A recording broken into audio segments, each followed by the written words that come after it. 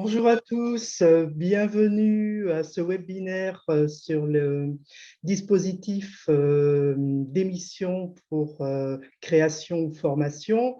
Ce webinaire est organisé dans le cadre des rencontres digitales de la création reprise d'entreprise. Il va durer à peu près 3/4 d'heure. Je vais vous expliquer le dispositif qui est mis en place à la fois par Transition Pro Nouvelle-Aquitaine et Pôle emploi. Et le dernier quart d'heure sera consacré à vos questions.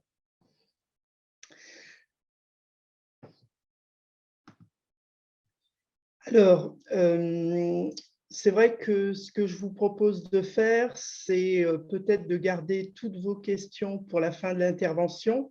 Et puis comme ça, il y aura un temps vraiment d'échange et vous pourrez vraiment après m'interroger sur les points peut-être qui ne vous paraissent pas suffisamment clairs.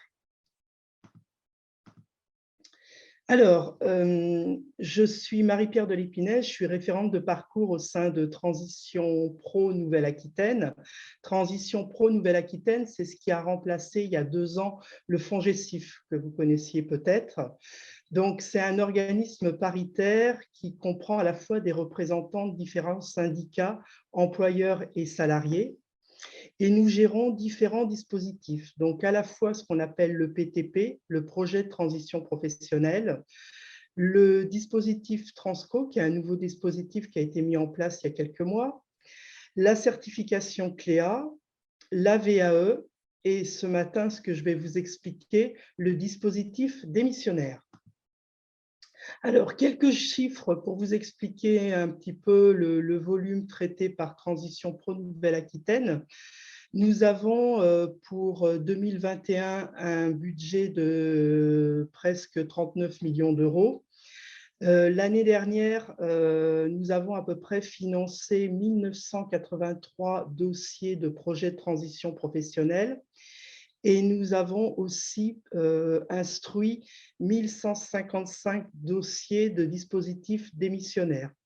Alors, pour les projets de transition professionnelle, le taux d'acceptation l'année dernière était à peu près de 65%. Pour le dispositif démission pour création, reprise d'entreprise ou démission pour formation, le dispositif que je vais vous présenter ce matin, le taux d'acceptation, il est pratiquement de 94%.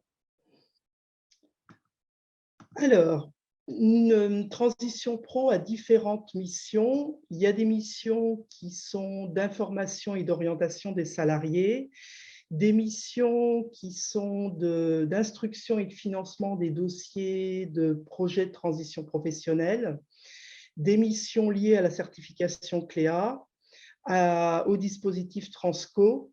Et ce qui vous intéresse ce matin, nous avons la mission d'examiner le caractère réel et sérieux des projets de démission pour reconversion qui nous sont déposés.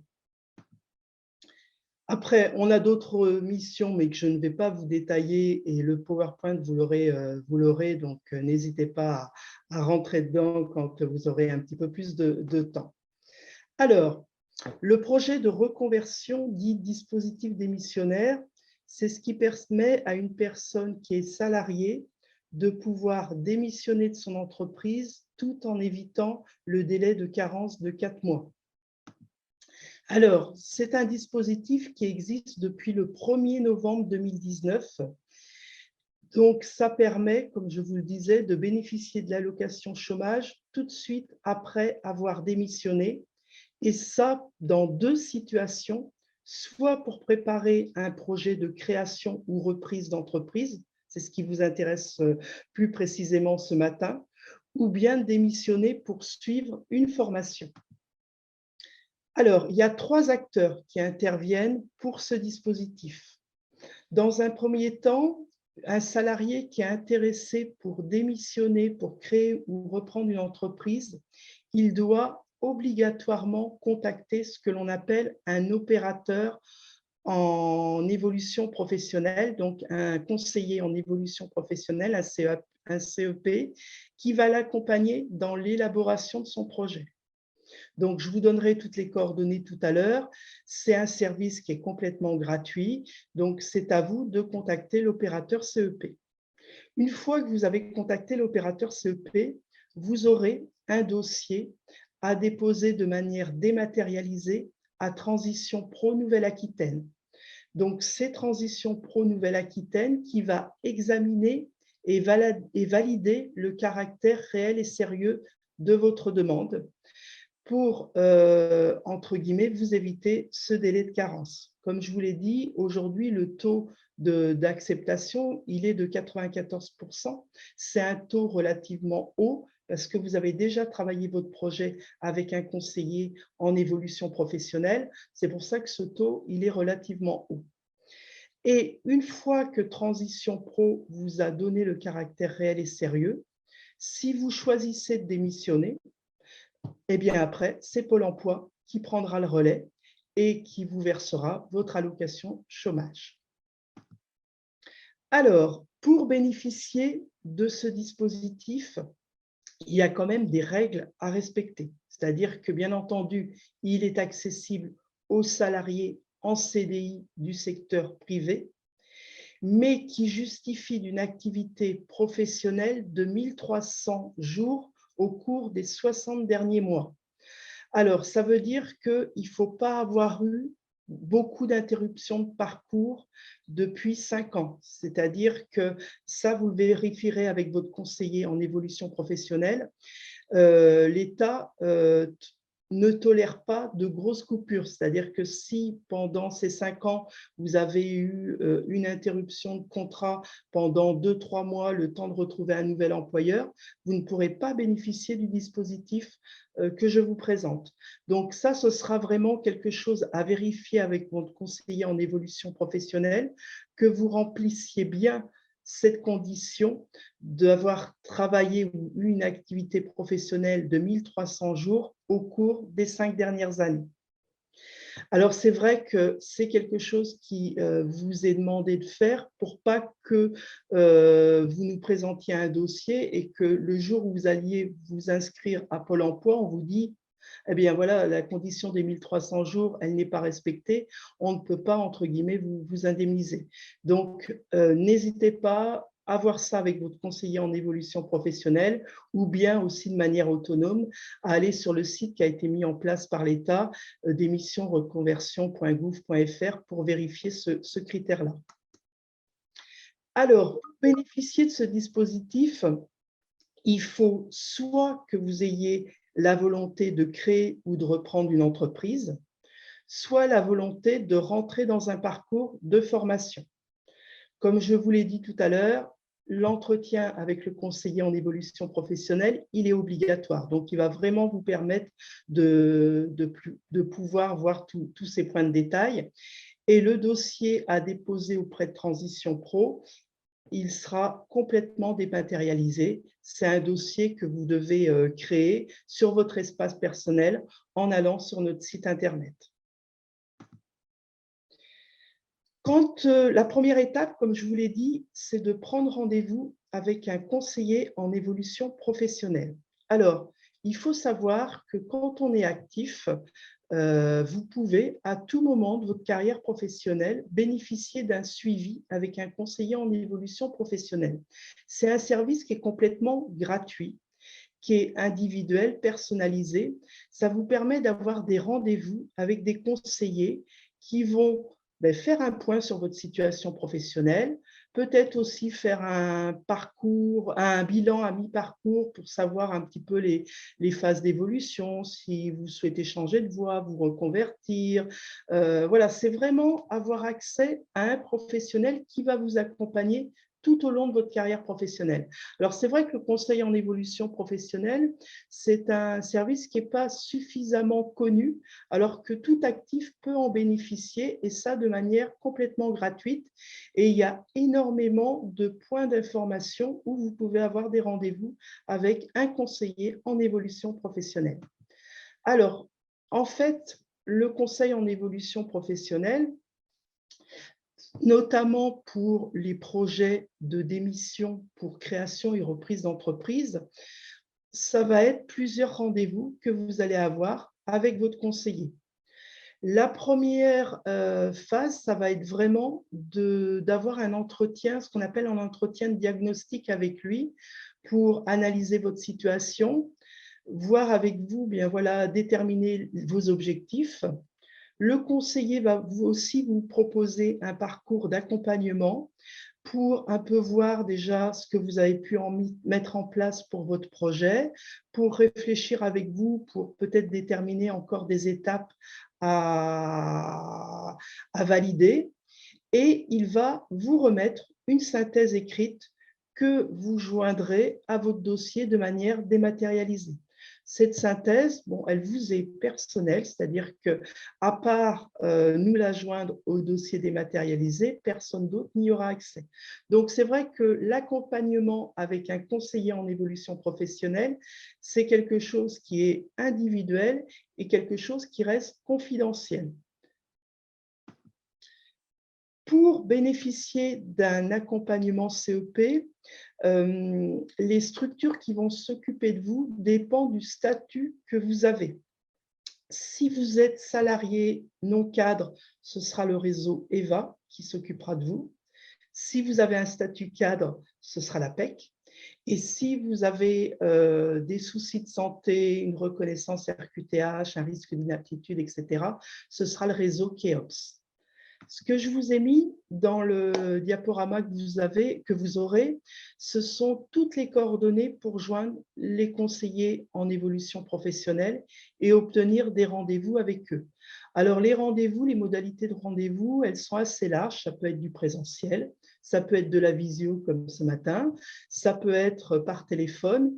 Et ils ont des plages d'ouverture qui sont aussi intéressantes parce que si vous travaillez du lundi au vendredi, il y a des plages le samedi, il y a aussi des plages assez tard en journée. Donc voilà, ça vous permet vraiment, selon vos horaires, d'avoir accès assez facilement à un conseiller en évolution professionnelle. Donc là, vous avez les coordonnées pour le réseau EVA, donc qui s'occupe des salariés non cadres. Vous avez après les coordonnées de la PEC qui s'occupe des salariés ayant le statut cadre. Et vous avez les coordonnées du réseau KEOPS si vous avez un souci de santé, une reconnaissance RQTH. Alors, pour monter un dossier auprès de transition professionnelle par rapport à la reconversion pour création, reprise d'entreprise, c'est quelque chose, entre guillemets, qu'il va falloir prévoir.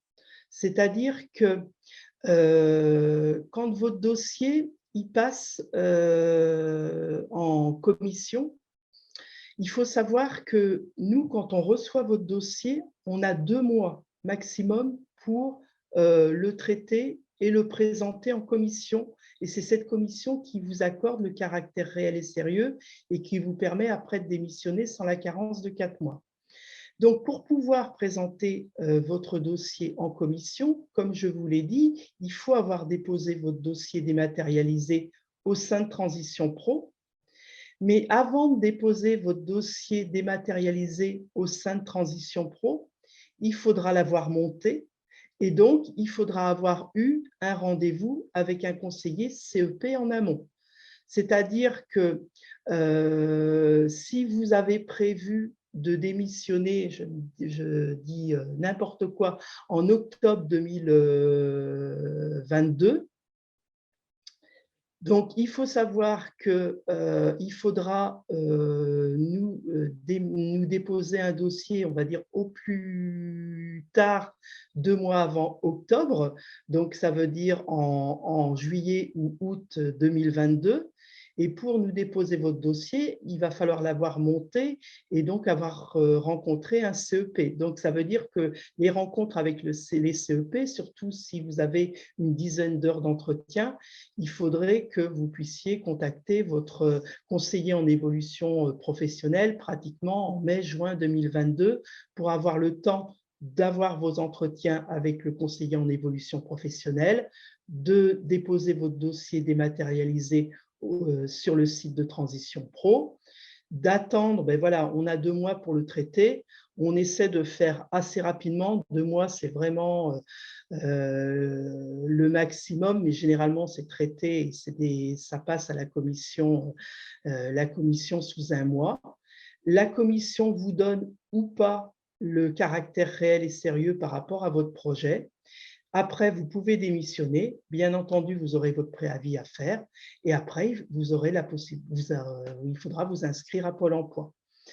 Ce que je tiens aussi à préciser, c'est que quand la commission va vous donner le caractère réel et sérieux, nous, on ne finance rien, c'est-à-dire qu'on ne prend rien à charge, c'est-à-dire que c'est juste pour éviter la carence. Quand la commission vous donne le caractère réel et sérieux, si vous avez changé d'avis et que vous ne souhaitez plus démissionner, il n'y a pas de problème. C'est-à-dire que nous, votre dossier est passé en commission. La commission peut vous avoir reconnu le caractère réel et sérieux par rapport à votre projet. Mais si vous avez changé d'avis, il n'y a pas de souci, vous n'êtes pas obligé de démissionner, heureusement.